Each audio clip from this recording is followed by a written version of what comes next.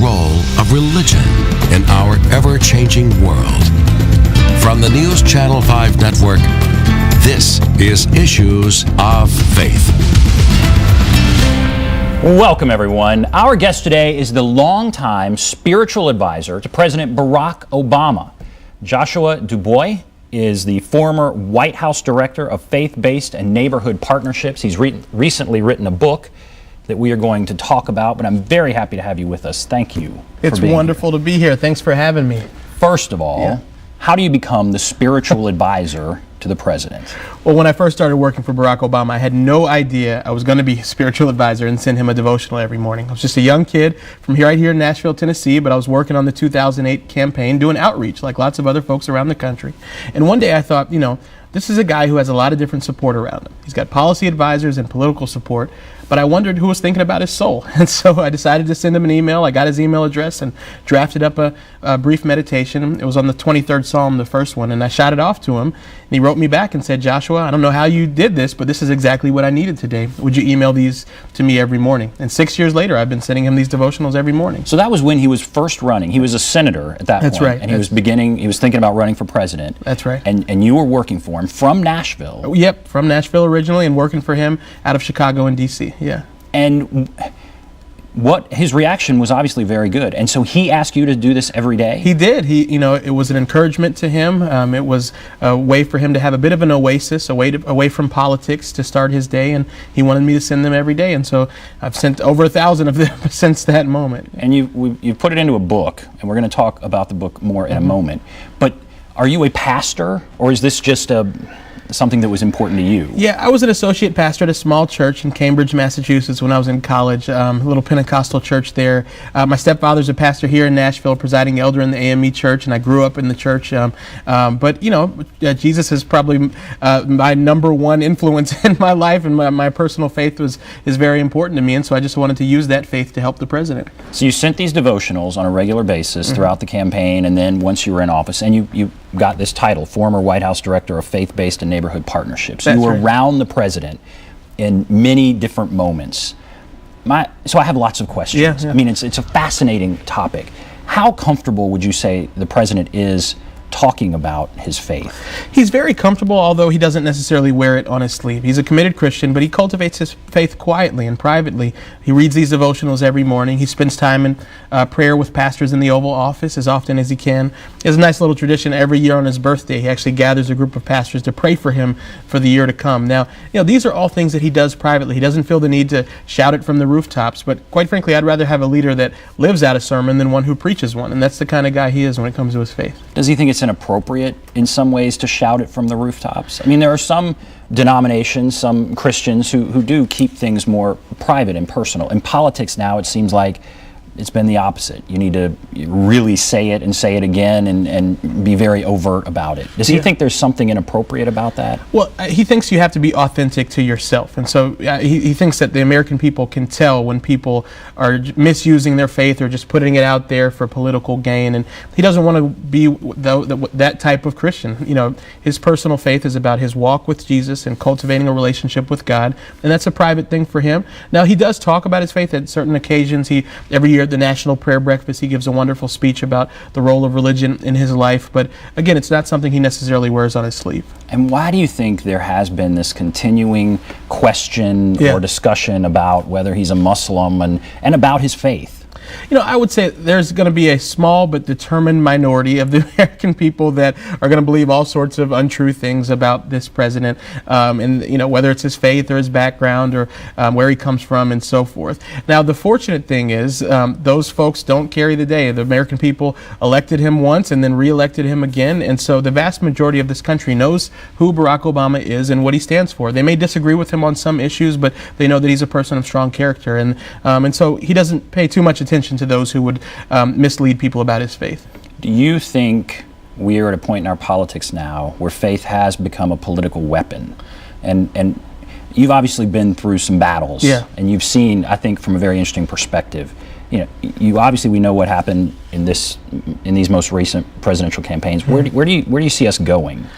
Well, The encouraging thing is that people of faith on both sides of the aisle, Republicans and Democrats, progressives and conservatives, are beginning to focus on what unites us instead of what divides us. So I've been very encouraged, for example, by Republicans and Democrats who are people of faith coming together around the issue of human trafficking in this country. Evangelicals and progressives and folks from the Jewish and Muslim community uniting to do something about this difficult problem. We also have a growing group of believers who are saying we need to do something to fix our broken immigration system. And so I think increasingly you're seeing people of faith focusing on core issues, core challenges that our country is facing, and figuring out how to tackle those challenges together. And that's very encouraging to me.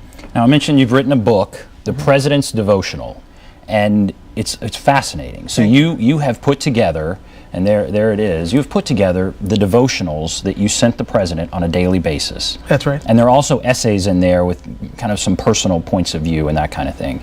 How did you pick the devotionals that you did put in this book? Sure.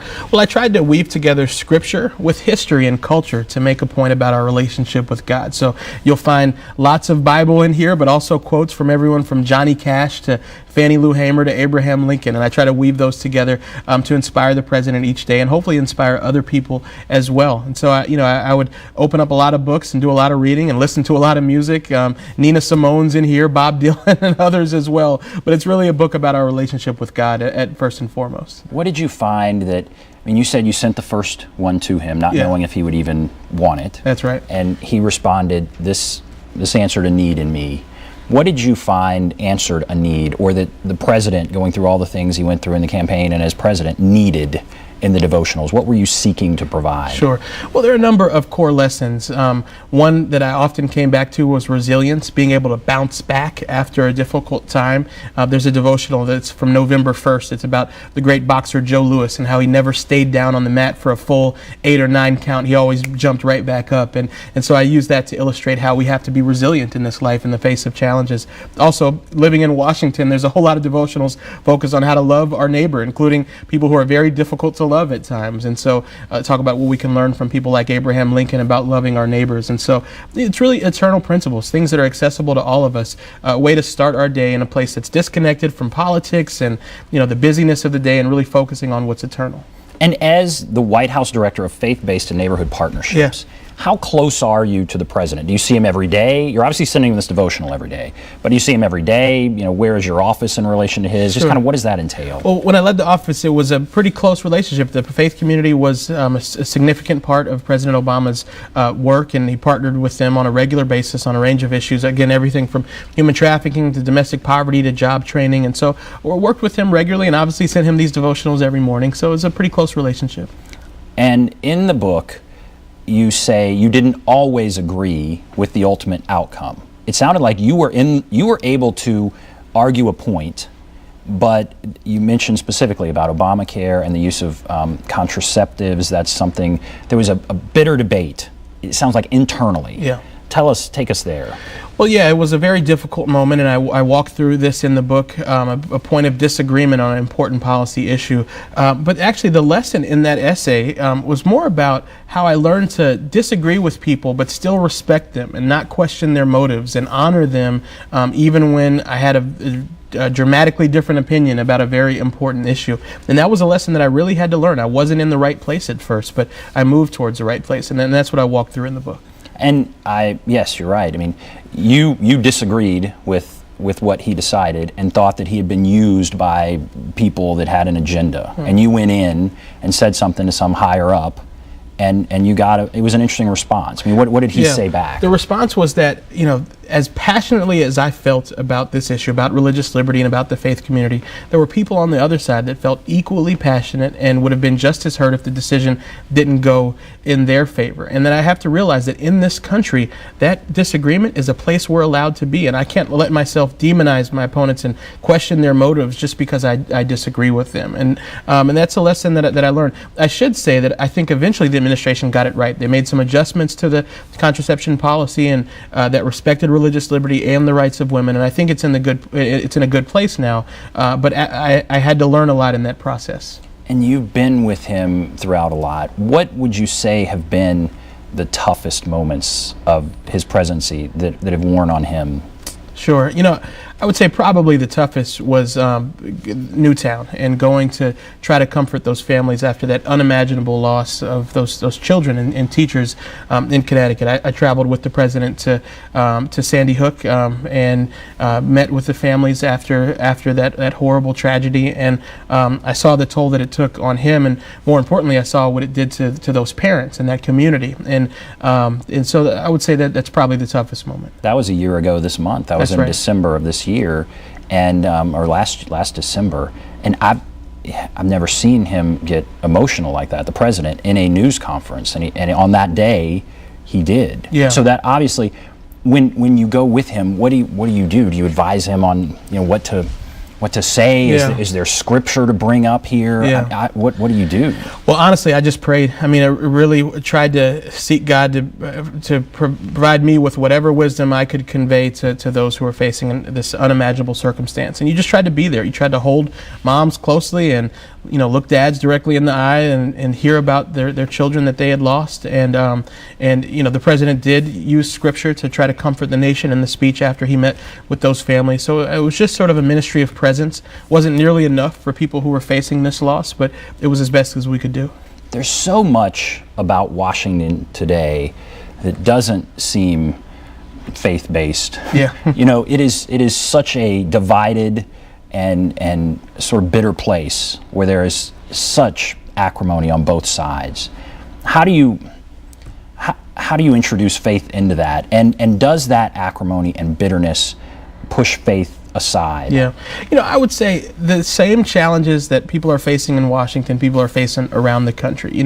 When we hop out into traffic and someone's, slamming on the brakes in front of us, we've got to make a decision right then. Are we going to extend love and grace to that person, to people on our jobs and in our families? The same struggles that folks are facing in Washington, we all face every single day. And I would say it's about recognizing that the people that we interact with every day are children of God. They're special and they're worthy of great love and care, and that's one of the constant themes in the book. C.S. Lewis, I think it was him who said, "We've never met an ordinary person or a mere mortal," and it's remembering that sense of specialness and holiness about our neighbors. That's a big part of the president's devotional. And one other thing before we go to a break, there are people out there who obviously are very upset with the president or would even question his faith.